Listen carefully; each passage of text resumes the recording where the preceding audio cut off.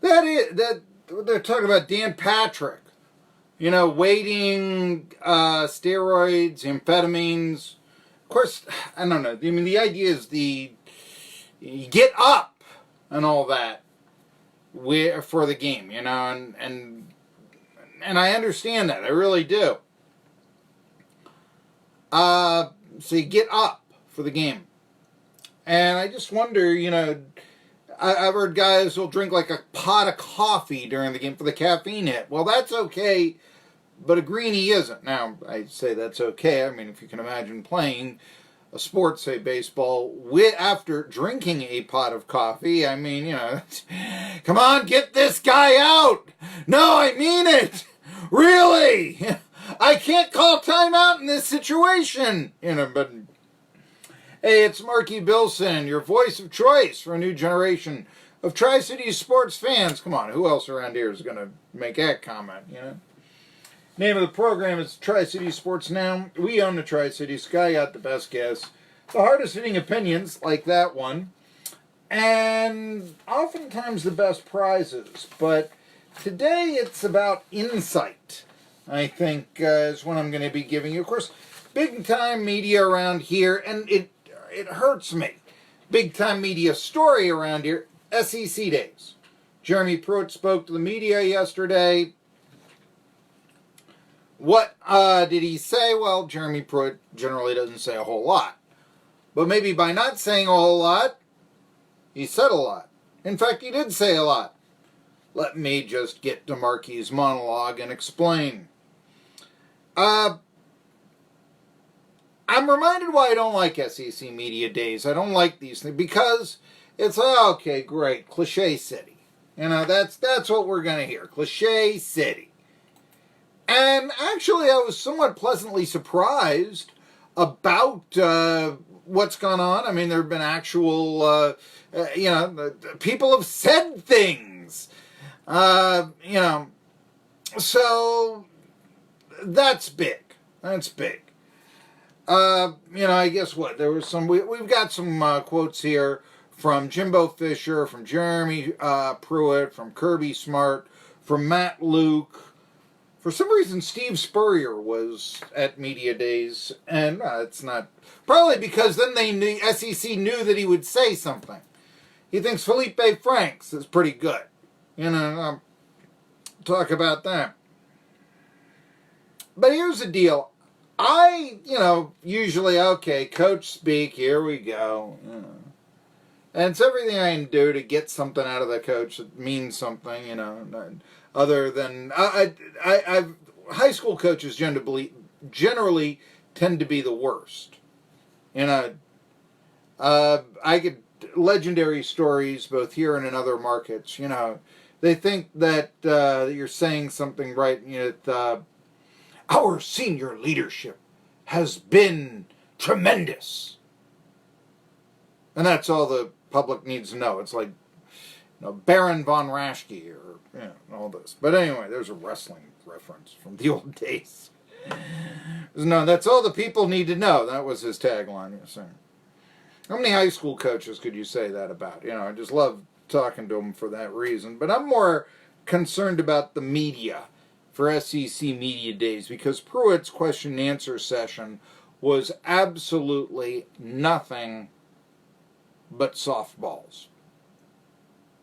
And how are you going to get a real good quote if you're going to ask a real good question? Now, I understand a reporter from Alabama asking about the upcoming UAB game. All right? I get that. I understand why a reporter would ask about Myra Miles. That one kind of, got the antenna up for me. She was the athletic director at Hoover High when Jeremy Pruitt was an assistant coach there. It's about 12 years ago, I guess, that he was an assistant coach there. And now she is his executive assistant at Tennessee, which is a good story. I mean, I wrote that story for many years. It's a nice feature that you will have on page 3 of the sports page. I've written that before. and like I said, I mean, the writer's probably doing a feature there. I believe it was from that general area where Hoover High was. The only real critical thing about the question that I could really give is that Pruitt spoke of Miles keeping him in line, and there was no follow-up. But I can even kind of excuse that because when you're in a press conference setting, there oftentimes isn't a real good avenue to ask a follow-up question. I mean, somebody else is trying to, beat you to the punch and all that. It's who can blurt it out the quickest, And so, this though is the question though about, like I say, I mean, it's a decent journalistic story. Former athletic director at Hoover High School when Jeremy Pruitt coached there, now his executive assistant at Tennessee. I like that. I like that story. I really do. But there's only one problem really with it, and it's who cares about Jeremy Pruitt's executive assistant? Yeah. Especially when college football is on the cusp of so many changes that'll certainly affect the status of the Tennessee program more than, say, one game against, UAB, what is the Conference USA opponent. Yeah, that's not going to affect that. Even if they would lose to UAB. I was thinking about this. What game would you suggest was the demise of the Tennessee program? I mean, so often there's a game that you say, program has never been the same after they lost to. And I really was thinking LSU in the SEC title game and Eric Ainge's interceptions. You could argue, though, that the loss to Wyoming in 2008. And so would that be, I mean, if Tennessee lost to UAB, which is an up-and-coming program and blah, blah, blah, what would that mean? Wouldn't mean very good, but it wouldn't affect the Tennessee program the way that some other things going around college football are, and they weren't asked of Pruitt, and that bothers me. Let me give you this example. We've had on Rick Spivey, who pushed the bill. We're going to have legalized sports gambling in Tennessee. You'll have to do it on your iPhone or online, but we're going to have that in the very near future. We're supposed to have it right now, but they're getting the kinks worked out, is what they say. Okay, so. But you know what that means? I mean, they could get the kinks worked out potentially if the Vols have a real good year before a Tennessee bowl game. It's possible. However, if athletes are not going to be paid in college athletics, and we're going to have all this sports gambling around, you see whether we could have more point-shaving scandals out there? Think about that. The pros cannot be bribed. You hear this, cynical fan say, that game was fixed! I actually saw somebody try to make the argument. And I guess the NBA, what they did have an official that was on the take because he had heavy gambling debts. So, officials aren't paid that well and they're anonymous. And so they figure. But a ball player, he works his entire life. This is his dream job. He knows it's a limited time. He's not going to risk $1 million salary to pick up a couple of extra bucks. And if you go to the wise guys in Vegas, if somebody tried to place down a bet, and I do think there are like $1 million Super Bowl bets. I do believe that that's there. But, generally speaking, I've heard casinos, about 100,000 is the biggest they'll accept, 200,000. Now, if somebody was trying in cash to go around Vegas, this is the way it used to be. This was how they was policed. And dropping down $100,000 bets on a game, they take it off the board because they smell something's up.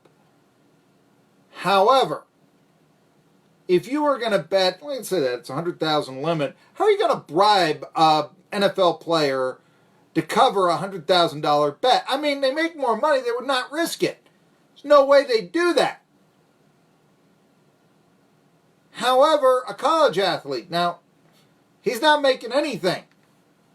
He's ripe for the taking. That's why we've had all those point-shaving scandals at Northwestern and basketball at Tulane and Arizona State. Back in the day, new NYU basketball, college basketball, right. Absolutely right with point-shaving scandals through the year. Because you're not making any cash, you're an easy mark. So why not ask about that? Sports gambling. It's coming to Tennessee. What do you think of it, Jeremy Pruitt? I mean, like I said, scandals have happened before, but you get the idea, and especially because you also get the idea, okay, let's say we start putting down large wagers on a lot of websites. From all of now, of course, it's online and it's computer, and so it can be picked up pretty fast, but if we're not paying the players, maybe I can hide a $5,000 payoff or something on various websites and all that. Now, Greg Sankey, the SEC commissioner, he commented on sports wagering beginning of the week. Why aren't the coaches asked these questions? Should players be paid? Now, right there, you start giving players some money, they're less likely to shave points, aren't they? Or throw games outright. Tom Herman, he's a coach at Texas. We'll talk a little bit about this in the future. He spoke of paying college football players at Big 12 Media Days. That was back on Monday. I think it's probably inevitable that it's going to happen one way or the other. If it means the NCAA dissolves, the conferences break away, if it means that, college football programs actually become affiliated with the NFL in a legitimate way and they have minor league systems I tend to think that it will happen. So, okay, Jeremy Pruitt, you think that players should be paid. I've asked Steve Forbes this on the show, and he sidesteps it, and all this. But here's the deal. Make Tennessee football great again. You get some people, I saw Wes Rucker, right? It's inevitable with a history like Tennessee that they'll be elite once again. Not necessarily. Ask the Ivy League. Ask Chicago. That's too long ago. Ask Pitt. Ask Georgia Tech. Ask Minnesota. Now, ask Ole Miss. Tennessee is one of the more profitable college football programs in the country. I believe in 2016, they were the third most profitable program in the country. The argument can be made that no college football program would benefit more from financially compensating their players than the Tennessee Volunteers. Texas, maybe, but the way it ranked, Texas was brought in the most money because they got the Longhorn Network. Then it was Alabama, and then it was Tennessee. Well, Tennessee needs to change something they're doing. And if they have almost $100 million that they're bringing in, there's got to be some of that they can give the players, theoretically at least. Now, whether or not you believe that they should or not, it's another story. But, you want to make Tennessee football great again. Here is a distinct advantage the Volunteers have over their peers. What else do they have that's a distinct advantage? At one time, they brought in more money because they had the big stadium, and that's how revenue was taken in. Now it's on TV deals. Now everybody has an indoor practice facility. The advantages that Tennessee once had, so that they could become this historically great football program, are not there, and that's why Tennessee has not won their division in 12 years. Okay, because it's not about drawing fans anymore. It's about the TV revenue, and yeah, SEC Network, Vandy gets as much as does Tennessee. Now the Commodores beat the Vols. Didn't happen before. That was previously unheard of. So here's the deal. If Pruitt were to say, yeah, I believe that we should pay the players. Now, wouldn't he look like the ultimate forward-thinking players coach? As Herman may right now. Now, if he said, no, they still get college scholarships and such. By the way, I asked Phil Fulmer this last year at one of the Vol caravans, and he was pretty emphatic that, they already get paid. They get a college scholarship. The traditional answer.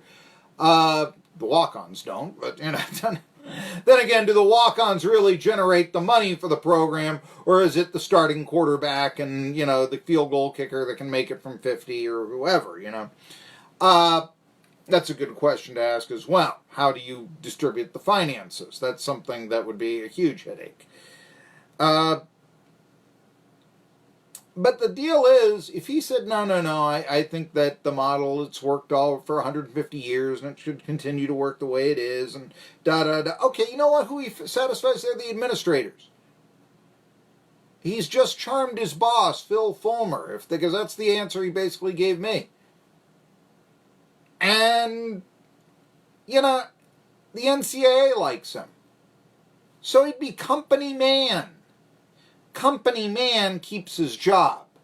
Company man, if he goes 7-5, doesn't have the long knives coming out for him from the administration.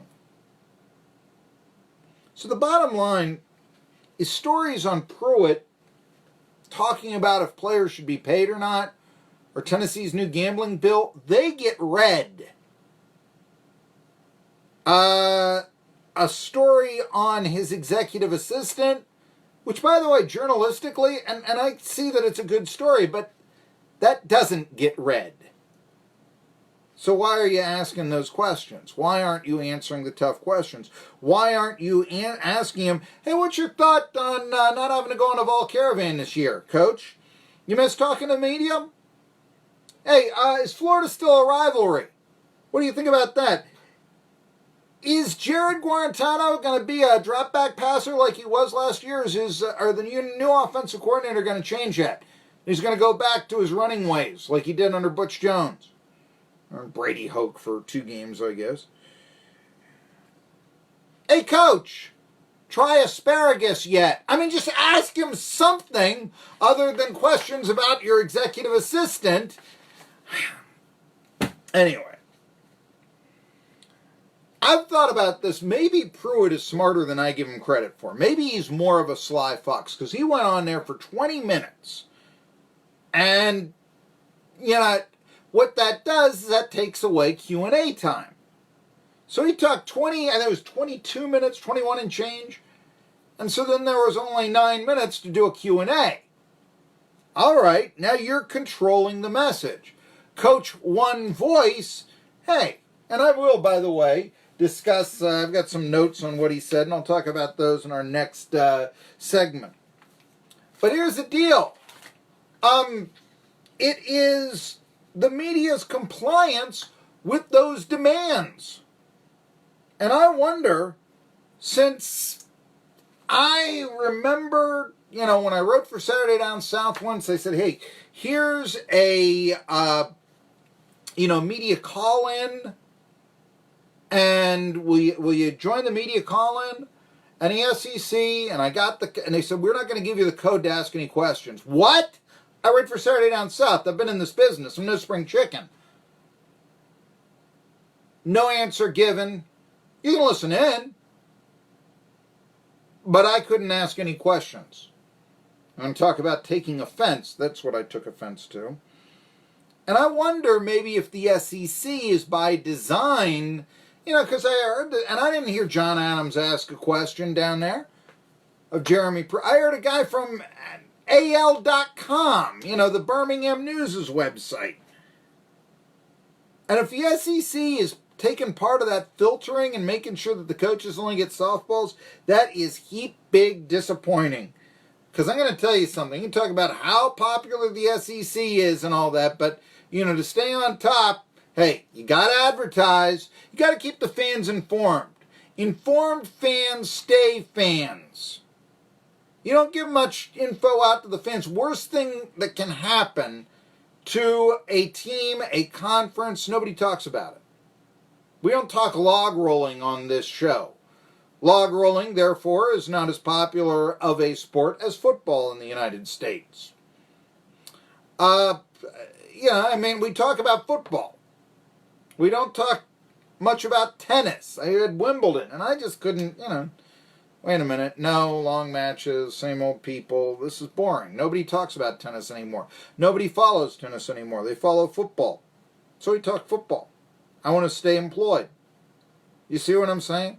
But if you don't give information out to your fans, they're not going to stay fans. And not commenting on the issues that surround college football right now, gambling, the Vice's helmet, paying the players, not doing that, that makes one really ripe to be left behind. Hey, I'm Marky Billson. can read these commentaries I do on Medium. I know a lot of people do.